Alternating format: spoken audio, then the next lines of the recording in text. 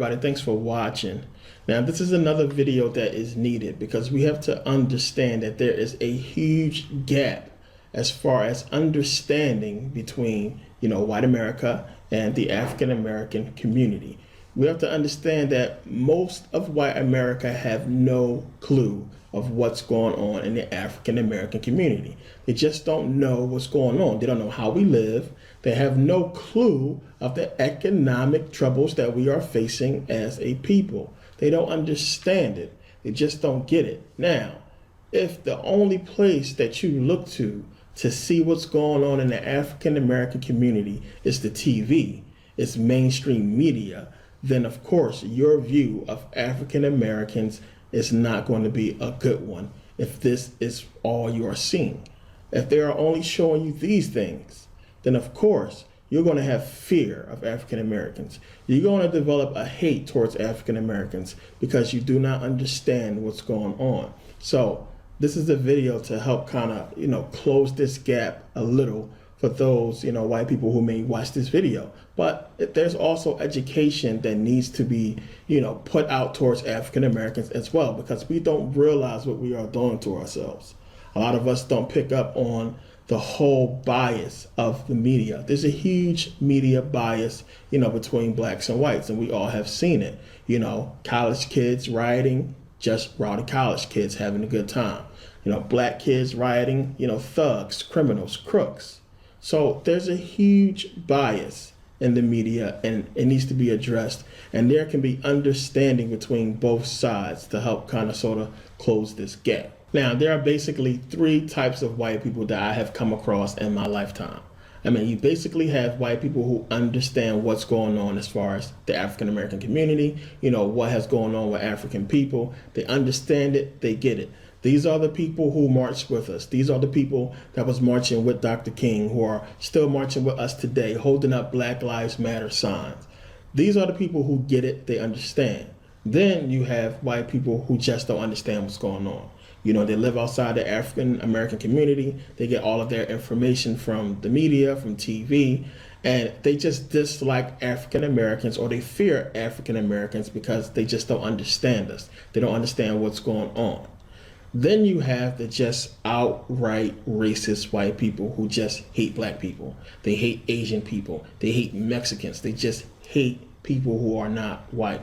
You got white people who just, they're just full of hate because of ignorance, because of, miseducation when they was young, or, because of some kind of bad experience they had with a black person or something to that effect. Now, I understand that a lot of white people do not like to talk about this subject.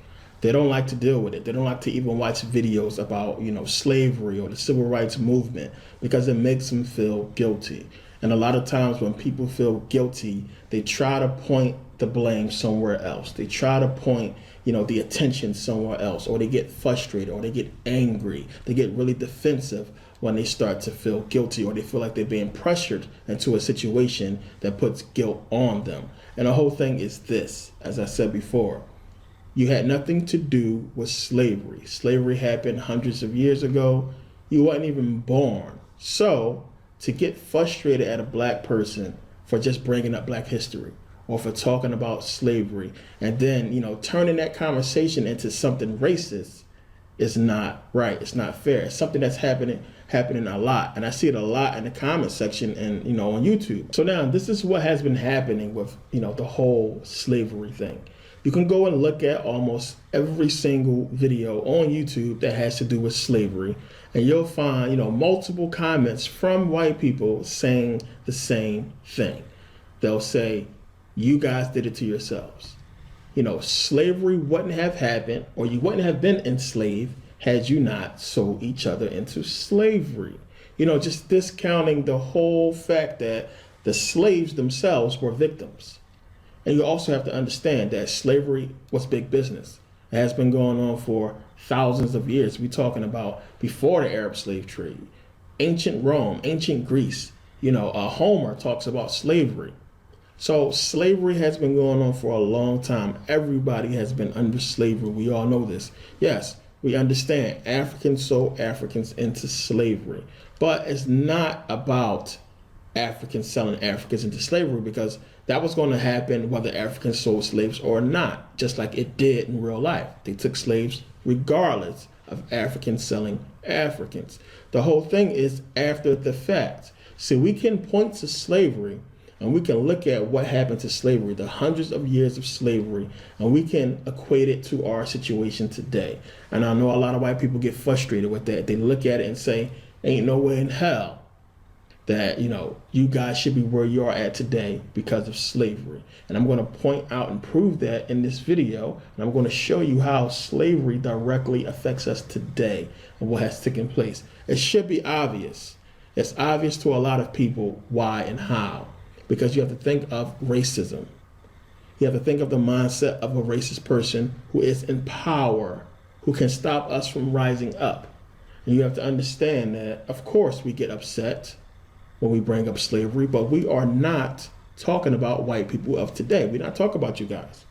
We're talking about what took place back then. We're talking about a governmental structure, a governmental system who allowed slavery to occur, and a government who has not done anything to, fix the problems and the effects of slavery in the African American community. This is what we talk about. This is our problem.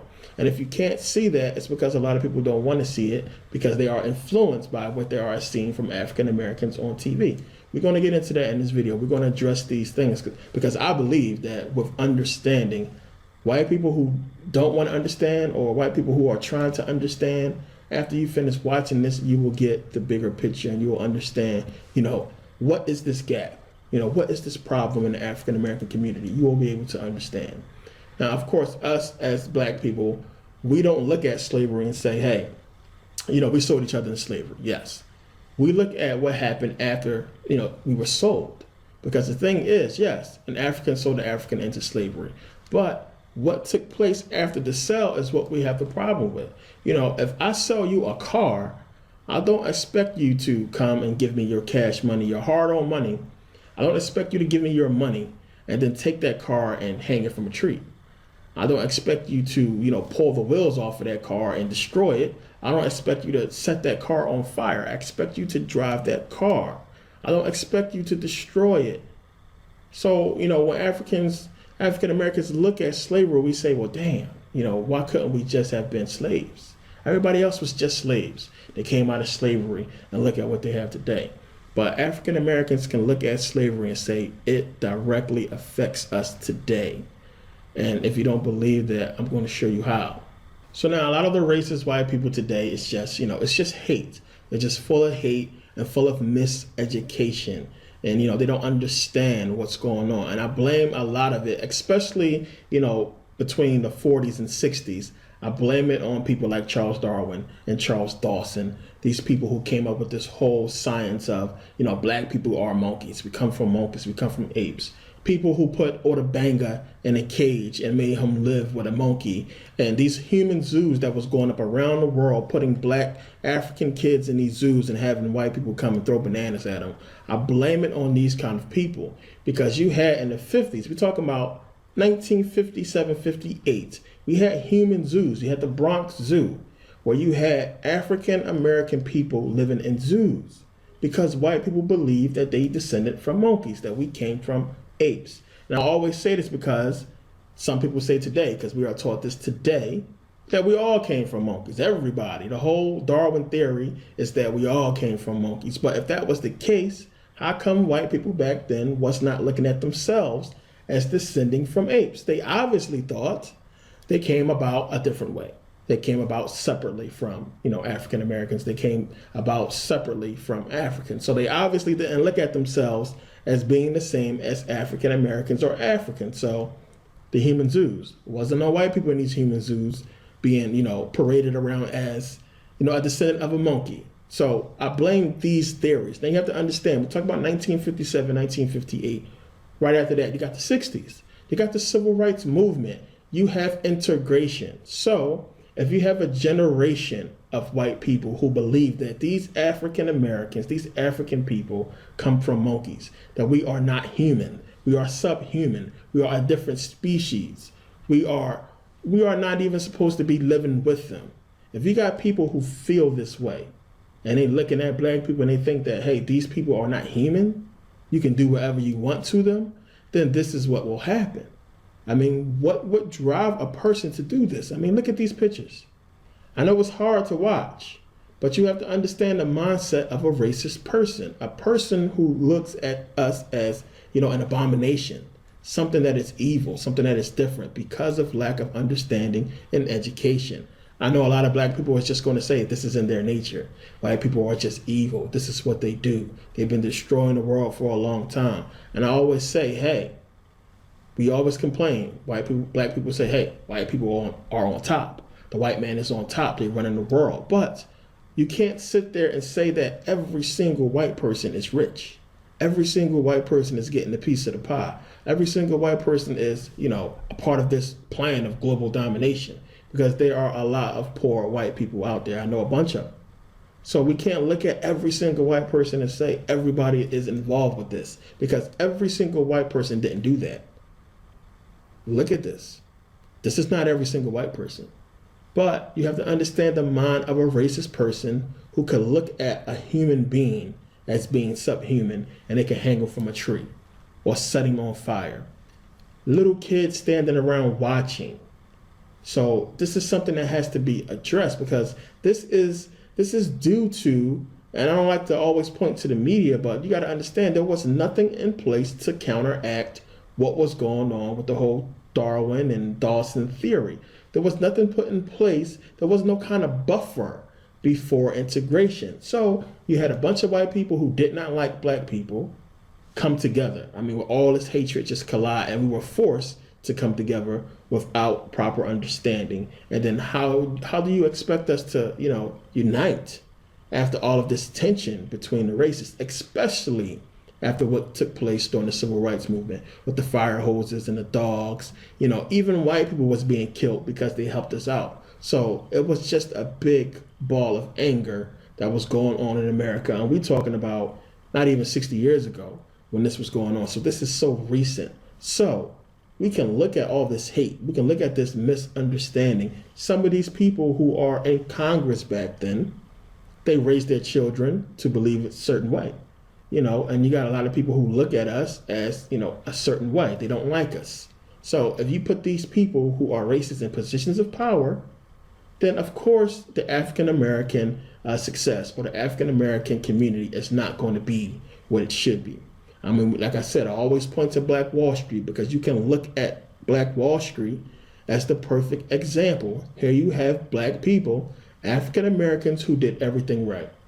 Everything that white people look at us today and say, y'all not doing this, you guys are not doing that. These people did it. They did the right thing. They had a town that was completely wealthy. These people had a lot of success. They owned businesses.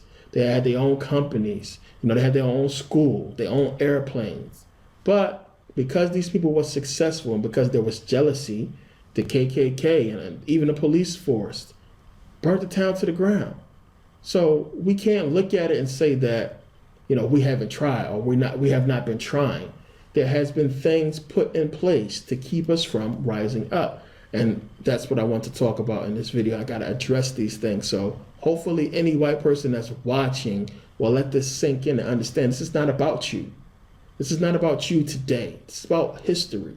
It's about things that has taken place and have been going on for hundreds of years that are still affecting African Americans today.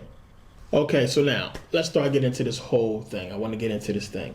And we have to really start to address, what is it that white America has an issue with as far as African Americans? What is the problem? What is the problem that white people say they have with black people? What is the issue? And the whole thing is this. One of the things that I have seen that is always consistent between, a racist white person and a white person who is not racist, they just don't understand what's going on in the African American community, or they just don't like black people because of their lack of understanding. But the argument has always been consistent. They say the same exact things. Racist people will say, well, you guys kill each other. You murder each other every day. You promote music that's talking about murdering and killing each other, calling your women bitches and hoes, and you promote it. They say that you guys are lazy, uneducated. You refuse to go to school and educate yourselves. They say that, we are just lazy people who want to just milk the system on welfare. That's all we want to do, stay on welfare. And, we don't want to educate our kids. We want to let our kids do whatever the hell they want. And, we are a product of our own issues. That things that's going on in the African American community is because of us. So now I hear the same thing from white people who are not racist. White people who just don't understand the African American community. They don't understand what's going on. They say the same things. They say that, we're selling poison to each other. We are killing each other every single day. We don't raise our children correctly. We allow our women to do unbelievable things to get money. The African American man is not in the home. He's always locked up, or he's always selling drugs. They point to a lot of different things. We kill each other every day. We fight all the time. We disrespect ourselves in public and put it out there for the world to see.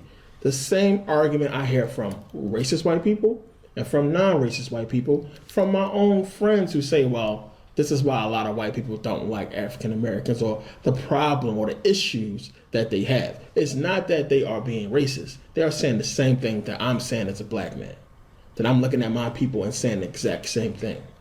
We need to stop doing this. We got to stop selling drugs. We got to stop killing each other. But there is a level of understanding that goes with this. And everybody in the African American community, we understand this. We know what's going on. But you have to pay attention and realize that if you are an outsider, if you don't understand I'll call it the culture or the politics of the hood or of the ghetto and what goes on there, what you have to do to survive because of the system that we live in, then you wouldn't understand. Now, since I understand, one of the reasons I put these videos out, and one of the reasons why I try to wake black people up and show them what we are doing, is because I understand that if these rich people are the ones who are controlling the lobbyists, and the lobbyists are the ones who are influencing the laws and influencing the congressman and the senator to pass certain laws. If I am this rich white person, I don't understand the ghetto. I don't understand the African American community. If I don't understand what's going on, if all of my information comes from a biased media, then what do you think I'm going to do for African Americans? How do you think my vote is going to go? How do you expect me to address my lobbyist and tell him what to tell this politician or this senator? What am I going to say? Because I'm watching the news and I'm seeing African Americans robbing and killing and selling drugs, and I'm going on YouTube, I'm going on Facebook, and I'm seeing twerking, I'm seeing videos of black kids fighting, I'm seeing all these things. Now, of course, black people are going to say, hey, white people do the same thing as well. But we have to understand that there is a biased media who is not showing all of the bad things that white people are doing. I put this up in my previous video. We can see last year, 2014, there were more deaths. There were more white people killing white people last year than black people killing black. More white people was killed last year than black people. The media does not talk about this. There's a biased media. Here's the FBI file. It doesn't lie. The numbers do not lie. But we have to understand that they are not showing these things. Also, and to keep it real, you can't expect a rich white politician to pass a law that's going to affect his son or his daughter or his community. Why would he do such a thing? If the money got to go somewhere, why would he put it in an African American community where it seems like, they don't deserve it? Why would he not make sure that money comes to his own community? It's just self-preservation. It's the number one rule of nature. So we have to be real about these things. It's not fair. It's not a fair system. So now I want to address these issues, these problems that, white America has with the African American community. All these things that, white racist people and, white people who do not understand, all these issues that they have with black people in the African American community. I'm talking about us killing each other, the whole issue with how we raise our kids and how our women are treating each other, the whole issue with us selling drugs. Now, there are three things that is driving. These three things are driving the African American community. And these three things are the reason why the African American community is in the state that it is in. The first thing is drugs. The second is poverty. And the third thing is hip hop. Yes, hip hop.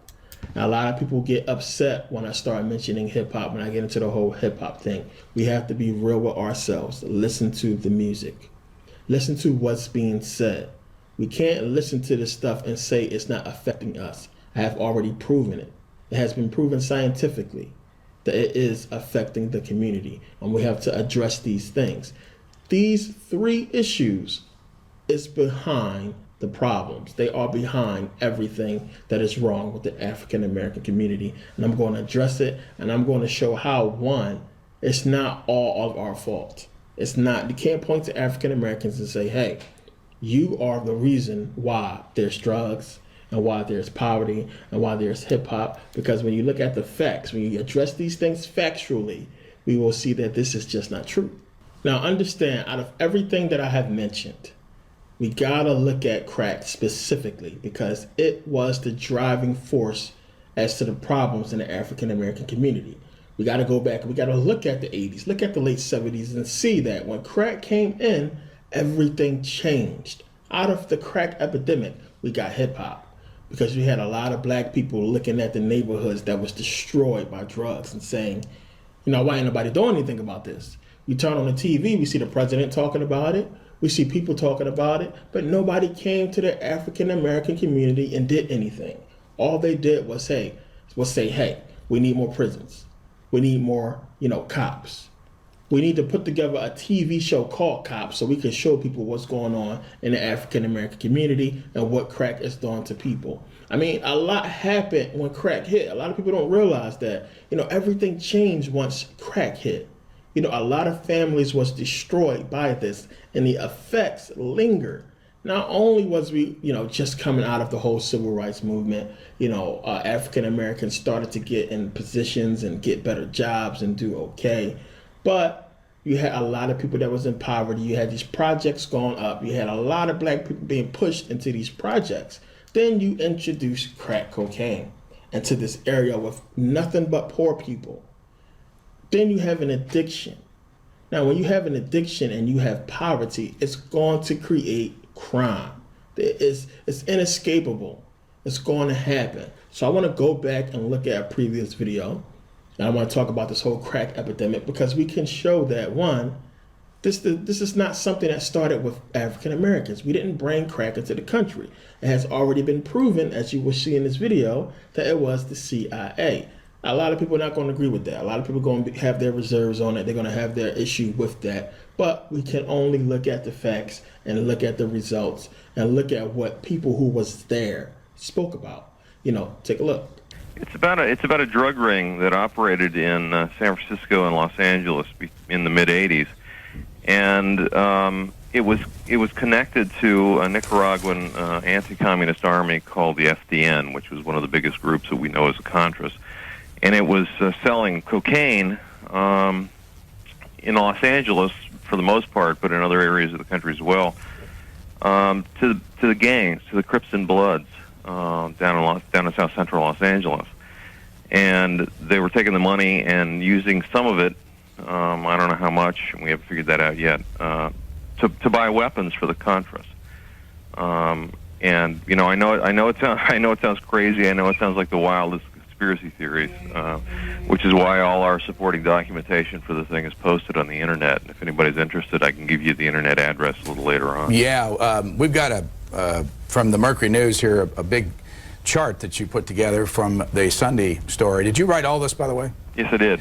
This is a chart that shows how the money left down around Columbia. And can you give us a little bit of this scenario on how these I'm not looking at a television right now, but is that the pipeline chart? It is. Yeah. Those were the various smuggling routes that the ring used starting in the late 70s up to the early 90s to get the cocaine into the country and to get some of the money back out of the country. And it depending on the year and depending on the how intense the police scrutiny was, which wasn't very for the most part.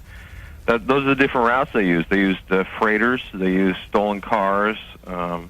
They would just fly the stuff in suitcases early on when you didn't bring very much in. Let me read you the first one up here, which is right near Los Angeles. It says, Mid-1970s, luxury cars stolen in California were driven to Nicaragua, where they were officially imported by the Nicaraguan military to avoid stiff excise taxes and sold to wealthy Managuans. Right. The second number, which is way down here in Peru, it says mid-late 1970s, Peruvian cocaine was smuggled to Panama, secreted in suitcases and shoes with false bottoms and carried into the U.S. by airline passengers.